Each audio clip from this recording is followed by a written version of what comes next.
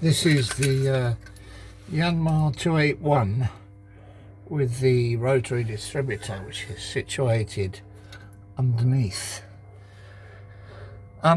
the belly pack, and you have to get the belly pack off or lift the tracks up somehow and get the belly pack off, and then undo the bolts and clear them away. Obviously it's going to be covered in mud because it's strangely enough in a strange position, but if you look you can see where all the pipes are.